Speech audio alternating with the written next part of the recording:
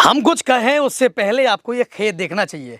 पहले कुछ पल के लिए जो नीचे आप देख रहे हैं इसको थोड़ा निहारिए कि इस खेत में क्या लगा था। आपकी स्क्रीन पर सब कुछ है, लेकिन फिर भी आप ये सोच नहीं पा रहे होंगे कि आखिर यहाँ किसान ने क्या बोया था।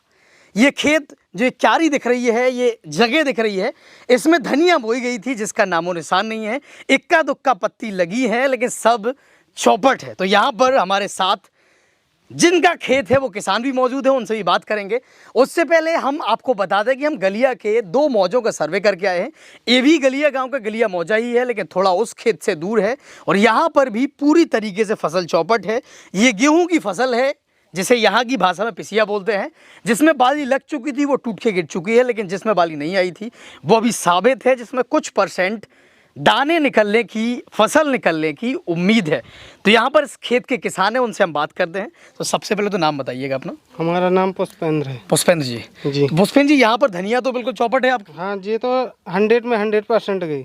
जो गेहूं की फसल है, वो 30% की समथिंग बचत में दिखाई दे रही है, जिसमें बाल नहीं निकली थी। बाकी टोटल नुकसान है। बाकी टोटल नुकसान है। मुझे एक बात और बताइएगा, और भी जो किसान हमारे साथ हैं उनसे भी हम बात करते हैं कि इस गलिया गांव में सबसे ज्यादा क्या बोया गया था?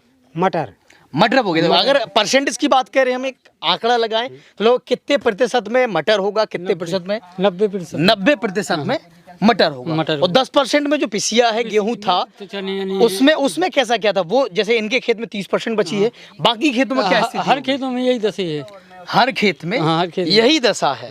तो जैसा कि सरकार या शुरुआती दौर में जो उनकी सर्वे किया है, जो भी अधिकारी यहाँ पर आए हैं, उनका कहना है कि 33% नुकसान है। तो वो तो केवल अगर 33% से ऊपर थोड़ा भी भरपाई अगर करेंगे तो केवल जो 10% किसान है या जिनकी पिसिया 10% वो भी है, केवल उन्हीं को सहूलियत है बस उन्हीं। इसके अलावा तो कुछ होने नहीं वाला है, कुछ नहीं होना उसमें। जो मटर के किसान है वो तो पूरे तरीके से चौपट है। बिल्कुल। तो हम आपको बताते चले कि किसान को केवल एक विपदा नहीं घेरती है, किसानों की कई सारी समस्या हैं। जो यहाँ के गलिया गांव के किसान हैं उनसे एक एक करके हम जानते हैं कि आखिर किसानों की इसके अलावा भी और क्या समस्या है। चूँकि एक समस्या हम ही बता देते हैं कि जो लेखपाल हैं इनका इस मुआवजे में बहुत बड़ा रोल होगा। तो वो लेखपाल भी इन बेचारे किसानों का, इनकी कमज़ोरी का फ़ायदा उठाते हुए इनसे मांग करते हैं कि मुआवजा तब मिलेगा जब हमें कुछ उसका प्रतिशत आप हमें दे देंगे। तो ये बात किसानों से भी जानते हैं। तो क्या लगता है आपको?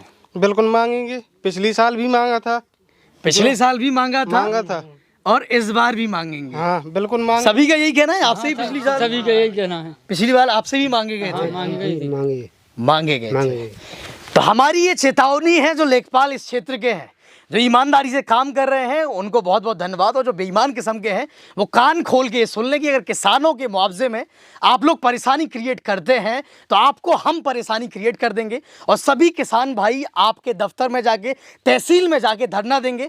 तो कोशिश करिए जो किसान पहले से देवी आपदा से कुचला हुआ है उसको और आप ना कुचलें, और उनका जो मुआवजा है उसको पूरे तरीके से दो। पहली बात तो जो मुआवजा उचित है, जिस तरीके से इनकी फसलों का नुकसान हुआ है उस तरीके से इनका मुआवजा मिलना चाहिए। ये हमारी सभी लेखपालों को चेतावनी है।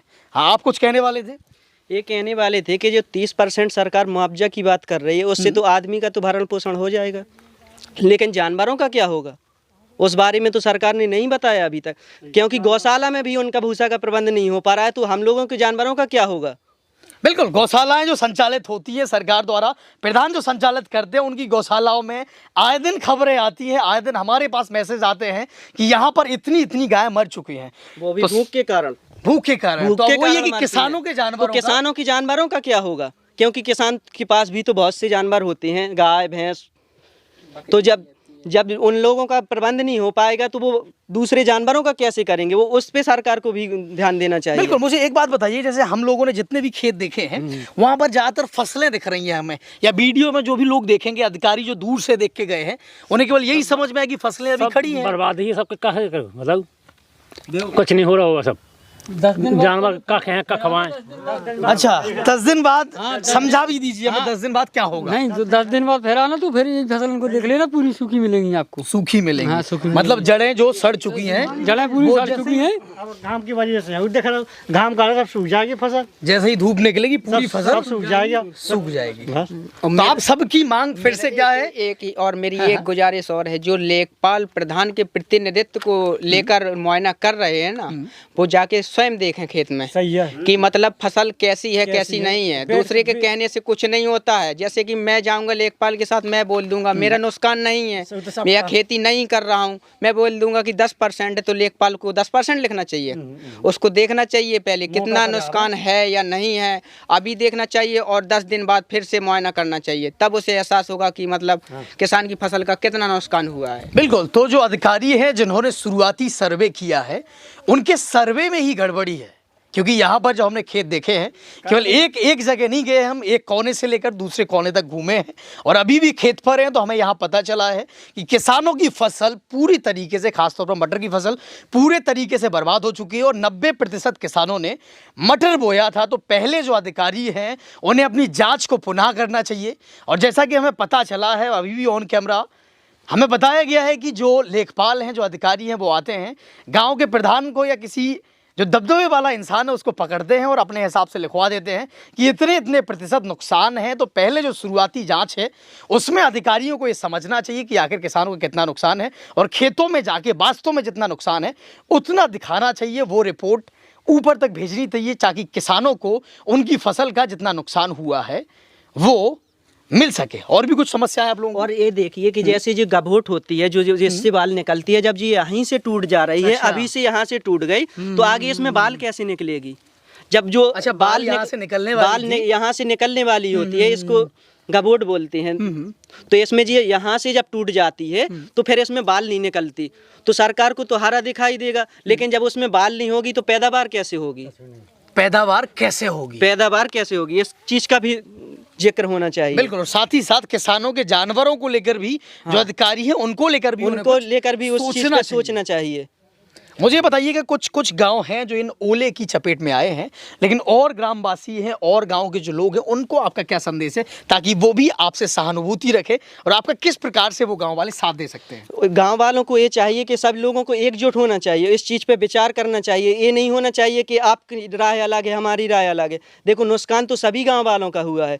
जिन लोगों का नुकसान हुआ उनको सबको साथ लेकर चलना चाहिए। ये नहीं होना चाहिए कि मेरे खेत में नुकसान नहीं हुआ है तो इसका 20% लिख दो, इसका 30% लिख दो। ये नहीं होना चाहिए। नहीं तो एक कैसे, किस किस के खेत में नुकसान नहीं हुआ जैसे आपने बताया? अब जो ऐसे होते हैं ना कि जैसे हमारा खेत है, मान लो हमने लीज पे दे दिया, एक बलकट दे दिया, तो हमें तो कोई इंटरेस्ट है नहीं, किसान वाला जो जिसको दिया है वो भुगते, तो हम तो अलग हो गए। तो हम लोग लिखवा देते हैं 20% लिख दो, 30% लिख दो। ऐसा ना होना चाहिए।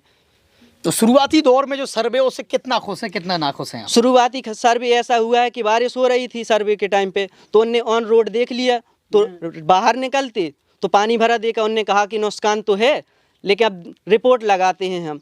अब रिपोर्ट कैसी लगाते हैं इसका भी तो प्रत्येक व्यक्ति को उस चीज़ का खुलासा करें कि हमने रिपोर्ट में ये लगाया है कि हमारा इतना नुकसान हुआ है, तो वो बताते नहीं है। रिपोर्ट लगा रहे हम तो किस प्रकार से रिपोर्ट लगा रहे, इस चीज़ का भी जिक्र होना चाहिए कि सभी लोगों को पता चलना चाहिए कि रिपोर्ट किस प्रकार से लगाई गई।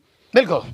तो पुनः हम सभी से अपील करते हैं, जिन जिन गाँव में नुकसान हुआ है वहाँ के किसानों से, पहली बात तो सर्वे में क्या है, दूसरी बात कि अगर उनकी फसलों का नुकसान है वो लेखपाल के पास जाते हैं। जब सर्वे पूरा हो जाता है तो कोशिश करें कि अगर आपसे घूस मंगाई जाती है तो आप हम तक जो भी भेज सकते हैं अपनी शिकायत हम तक भेजें।